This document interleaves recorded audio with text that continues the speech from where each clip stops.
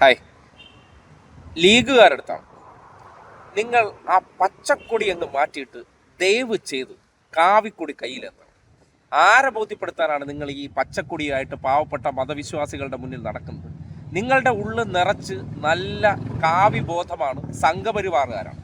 ആ സംഘപരിവാർ മനസ്സുള്ള നിങ്ങൾ അങ്ങ് ബാബറി മസ്ജിദ് പൊളിച്ച സന്ദർഭത്തിൽ നിങ്ങൾ ഇതേപോലെ UPA സർക്കാരിൻ്റെ ഭാഗത്തായിരുന്നു. നിങ്ങളുടെ അന്നത്തെ വലിയ നേതാവ് ഇന്ന് രാഹുൽ ഗാന്ധി ആണെങ്കിൽ അന്ന് നരസിംഹറാവുമായിരുന്നു. അവരോടൊപ്പം നിന്നിട്ട് അന്ന് ബാബറി മസ്ജിദ് പൊളിക്കുന്ന സമയത്ത് പച്ചക്കൊടിയും പിടിച്ചുകൊണ്ട് കാവിക്കാരെ കൊണ്ട് അത് പൊളിക്കാൻ നിങ്ങൾ കൂട്ടുനിന്നു. ഇന്നിപ്പോൾ അയോധ്യയിൽ രാമക്ഷേത്രം വന്നു. അന്ന് നിങ്ങളെ കയ്യിൽ പച്ചക്കൊടി ഉണ്ടെന്ന് പറയുമ്പോൾ പൊക്കാൻ പോലും സമ്മതിക്കാതെ നിങ്ങളടുത്ത് എന്ത് പറയുകയാണ്? അത് ഉയർത്തരുത്, നാണക്കേടാണ്.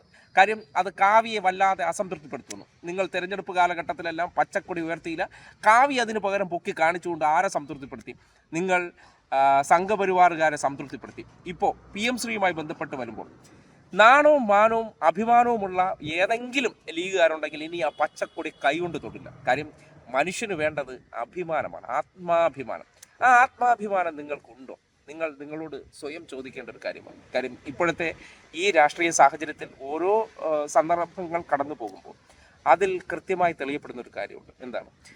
ഈ PM ശ്രീ വിഷയവുമായി ബന്ധപ്പെട്ടിട്ട് ഇപ്പോൾ എടുത്തിരിക്കുന്ന നിലപാടും ജെബി മേത്തർ രാജ്യസഭയിൽ ചോദിച്ച ചോദ്യവും ആ ചോദ്യത്തിന് കൊടുത്ത ഉത്തരവും, ആ ഉത്തരത്തിൽ നിന്ന് ഈ നാട്ടിൽ ഇതുവരെ PM ശ്രീയുമായി ബന്ധപ്പെട്ട സ്കൂളുകൾ നിശ്ചയിച്ചിട്ടില്ല, ഫണ്ട് മേടിച്ചിട്ടില്ല.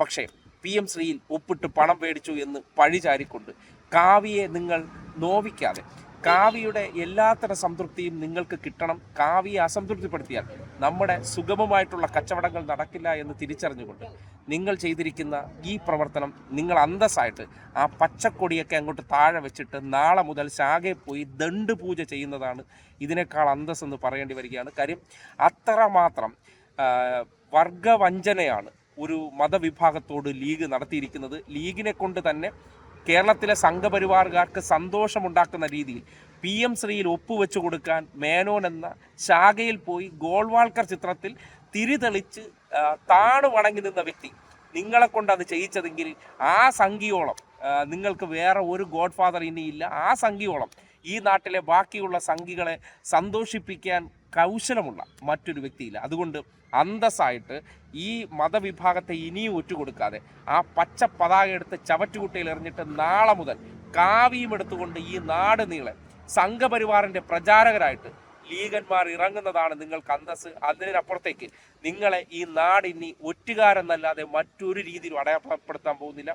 നിങ്ങൾ മനസ്സുകൊണ്ട് പോലും പൈസയ്ക്ക് വേണ്ടി ഈ നാടിൻ്റെ വിദ്യാഭ്യാസത്തെ കാവ്യവൽക്കരണത്തിന് കഴിഞ്ഞ സർക്കാർ അതിൽ SSA ഫണ്ട് മേടിച്ചതിന് നിങ്ങൾ PM ശ്രീ ആക്കിക്കൊണ്ട് ആ ഫണ്ട് മേടിച്ചെടുക്കാനായിട്ട് സ്കൂളുകളെ തീരുമാനിച്ചു കൊടുക്കുന്നു എന്ന് പറയുമ്പോൾ കാവ്യവൽക്കരണത്തിന് കേരളത്തിൽ തുടക്കം കുറിച്ചതിന് ലീഗന്മാരാണ് മുൻകൈയെടുത്തത്. അത് ബാബറി പള്ളി തകർത്തതായിക്കോട്ടെ, ഇന്നിപ്പോൾ ഈ നാടിൻ്റെ വിദ്യാഭ്യാസത്തെ തകർക്കാൻ പോലും കൂട്ടുനിന്ന നിങ്ങൾക്ക് കാവ്യല്ലാതെ മറ്റൊരു പതാകയും ചേരില്ലെന്ന് കേരളം ഉറക്കെ തന്നെ പറയും.